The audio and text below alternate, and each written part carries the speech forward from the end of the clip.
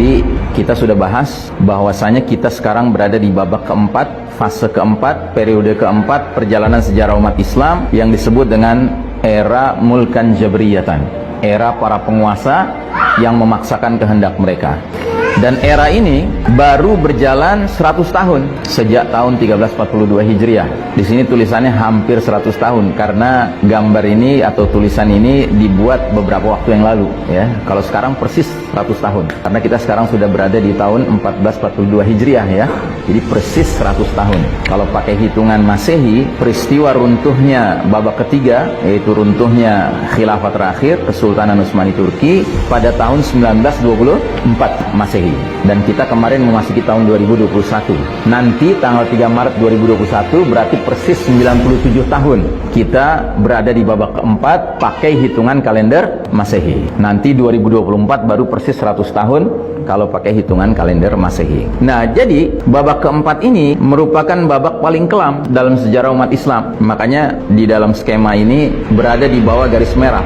Garis merah ini batas kapan umat Islam sedang berjaya dan kapan umat Islam sedang terpuruk. Nah, kita waktu masih di babak pertama, babak kedua, babak ketiga, kita merupakan umat yang berjaya. Dan itu berjayanya lama sekali, 1342 tahun sejak peristiwa hijrah. Kita berjaya, kita memimpin umat manusia. Namun qadarullah, Allah mentakdirkan sunnatut tadawul, sunnah pergiliran terjadi. Allah cabut hak kepemimpinan dunia dari tangan umat Islam dan Allah serahkan kepada kaum kafir barat, ya, al-Yahud wan Nasara. Dan sudah barang tentu semenjak mereka yang memimpin dunia ini tidak mungkin mereka melanjutkan sistem iman tauhid, tidak mungkin, karena mereka beriman kagak, bertauhid kagak. Lalu yang mereka perkenalkan sistem apa? Ya sistem kafir syirik, mau tidak mau. Ya, mana mungkin orang kafir mimpin tapi pakai sistem iman, kan nggak mungkin. Istilahnya jaka sembung itu, nggak nyambung itu. Ya, terlalu jauh mimpi kita bahwasanya dunia dipimpin orang kafir tapi akan merelakan sistem iman tauhid tetap tegak, kan? Nggak mungkin, mustahil itu. Sebagaimana mustahilnya ketika orang beriman yang memimpin dengan kepemimpinan yang benar, dia menegakkan sistem iman tauhid, dia akan membiarkan ada sistem kafir yang tetap tegak, tidak mungkin.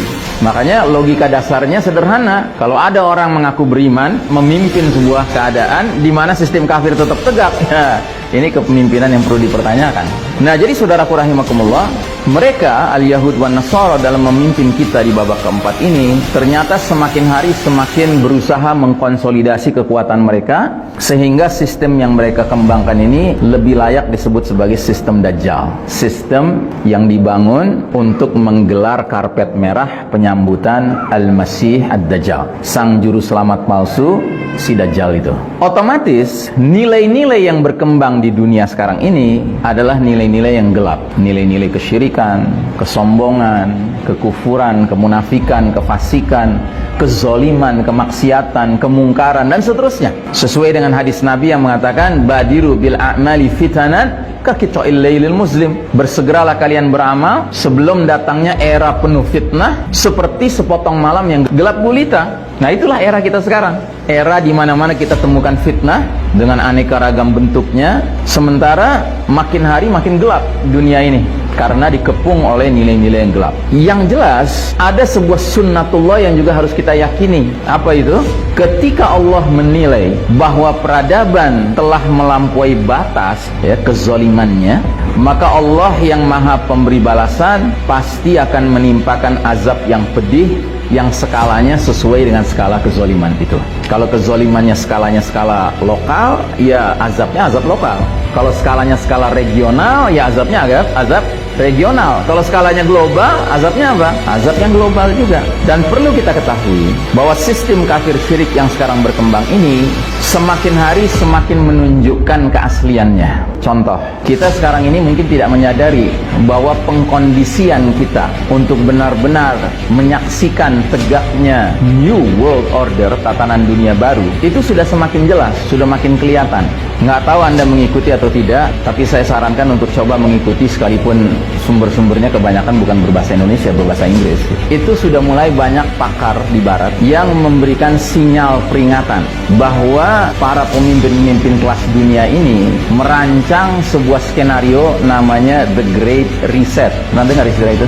Anda tahu riset? Tahu riset? Ya, jadi kalau misalnya HP Anda udah mulai susah gitu ininya, ngirim pesan ya kan, udah mulai terasa berat gitu ya, Anda harus reset kan, atau restart kan gitu. Nah ini mereka, para pemimpin dunia sekarang ini, termasuk orang-orang kaya dunia sekarang ini, mereka itu melontarkan sebuah ide namanya The Great Reset. Jadi dunia ini harus melakukan riset besar-besaran. Dan ini dikaitkan dengan apa? Dikaitkan dengan COVID. Jadi seperti kita ketahui, efek dari menyebarnya COVID ini, apalagi semenjak WHO mengumumkan ini sebuah pandemik, maka berbagai pemerintahan berbagai negara memberlakukan lockdown. Dan lockdown itu otomatis mempengaruhi ekonomi. Nah, makanya gagasan Great Reset ini yang pertama kali melontarkan siapa? Yang pertama kali melontarkan adalah ketua sebuah badan dunia yang namanya World Economic Forum. Jadi Forum Ekonomi Dunia.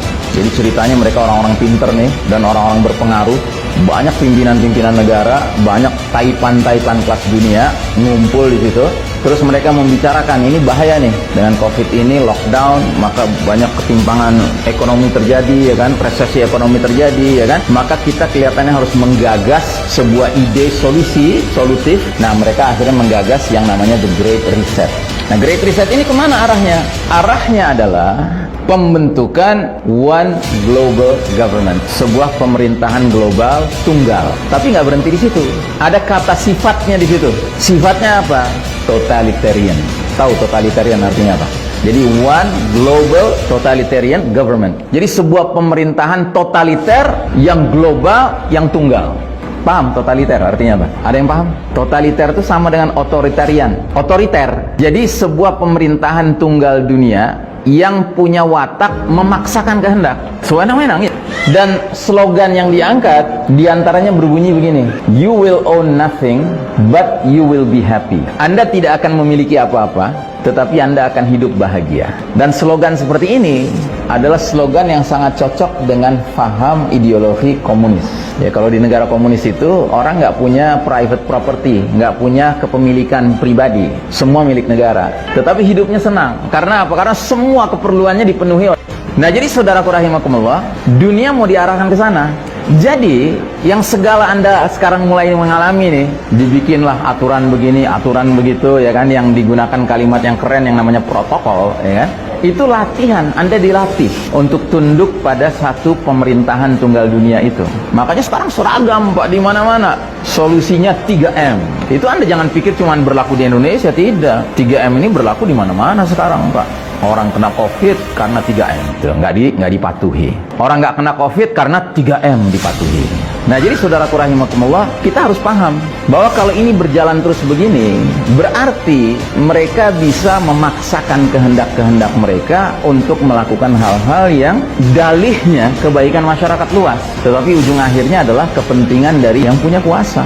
Makanya saya katakan, ketika Allah menilai bahwa peradaban ini sudah togho, sudah melampaui batas, maka Allah Al-Muntaqim yang maha pemberi balasan pasti akan menimpakan azab pedih yang skalanya sesuai dengan skala kezalimannya. Kalau skala kezalimannya kelas dunia, sudah barang tentu azabnya juga kelas dunia. Nah, pelan tapi pasti kita semua menuju ke titik tersebut, saudaraku rahimakumullah. Makanya saya peringatkan diri saya dan kita semua, marilah kita benar-benar menjadi hamba-hamba Allah yang semakin hari semakin tawakal kepada Allah, semakin bergantung kepada Allah Ta'ala, karena jujur apa yang kita alami ke depan ini akan semakin berat. Saya ambil contoh saja tadi di perjalanan yang jemput bertanya kan, Ustaz, gimana caranya kita mensikapi vaksin? Ya, jadi sekarang ini kan masih ya ada pro kontra lah gitu ya kan, masih ada pro kontra. Termasuk yang wilayahnya diberlakukan atau akan diberlakukan aturan divaksin kena 300.000 rupiah, nggak divaksin kena penalti 5 juta. Itu kan di wilayah tertentu seperti itu, nggak di semua wilayah. Pelan namun pasti ini akan menjadi sesuatu yang disebut dengan mandatory vaccine. Vaksin itu akan jadi wajib untuk siapa? Untuk seluruh penduduk planet bumi ini. Kecuali siapa? Kecuali mereka-mereka yang memang bikin aturannya, atau mereka tampil juga kelihatan disuntik, tapi suntikannya suntikan yang punya kemampuan neko-neko gitu. Tahu kan, udah tersebar kan videonya tentang suntikan yang nyuntik tapi nggak nyuntik gitu loh, atau nyuntik tapi belok gitu suntikannya, atau vitamin C isinya Ya, kalau dalam dunia sains biasa disebut placebo. Jadi nggak ada isinya.